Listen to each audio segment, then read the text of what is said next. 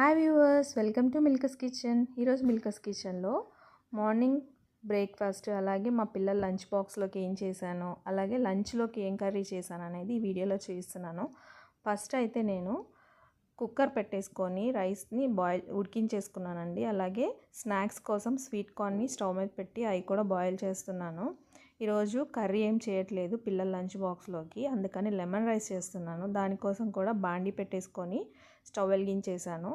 Oil heat అయిన తర్వాత దాంట్లోకి వేరుశనగపప్పు, పచ్చనిపప్పు, అలాగే జీడిపప్పు, ఆవాలు, జీలకర్ర ఇవన్నీ వేసి వేయించుకున్నాక పచ్చిమిరపకాయలు, కరివేపాకు, అలాగే అల్లం తరుగును కూడా కొంచెం యాడ్ చేసుకోవాలి. అవి కూడా వేయించేసుకొని పసుపు వేసి స్టవ్ ఆఫ్ చేస్తాను. కొంచెం ఇది చల్లారిన తర్వాత దీంట్లోకి లెమన్ని పిండుకున్నాను. ఇలా వేడి మీద లెమన్ పిండుకోవడం వల్ల ఏం కాదు, చేదేమంతేం రాదు. నేను ఎప్పుడు ఇలాగే చేస్తాను. స్వీట్ కార్న్ కూడా బాయిల్ అయిపోయినాయి. ఇప్పుడు రైస్ యాడ్ చేసుకోవాలి. రైస్ కొంచెం ఎంత అయితే వీళ్ళకి లంచ్లోకి అలాగే బ్రేక్ఫాస్ట్లోకి సరిపోతుందో అంతవరకు నేను రైస్ తీసి యాడ్ చేసుకుంటున్నాను.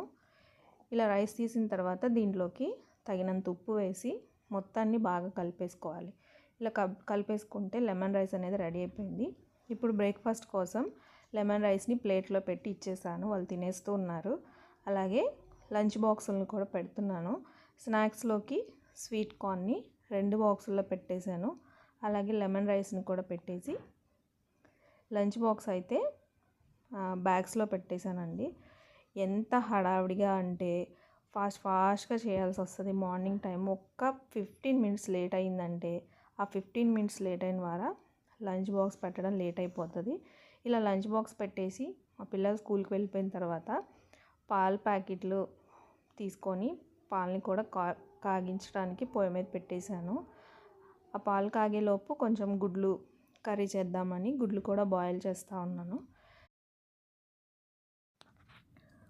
గుడ్లు అయితే ఉడికిపోయినాయి. గుడ్లు చల్లారేలోపు ఉల్లిపాయలు, పచ్చిమిరపకాయలు కావాల్సినవేవో అన్నీ కట్ చేసుకున్నాను. ఇప్పుడు కర్రీ చేయడానికి బాండి పెట్టేసి స్టవ్ వెలిగించి ఆయిల్ వేసి ఆయిల్ హీట్ అయిన తర్వాత తాలింపు గింజలు వేసుకున్నాను. అలాగే ఉల్లిపాయ, పచ్చిమిరపకాయ, కరివేపాకు ఇవన్నీ కూడా యాడ్ చేసేసి టమాటాలు కూడా యాడ్ చేశాను.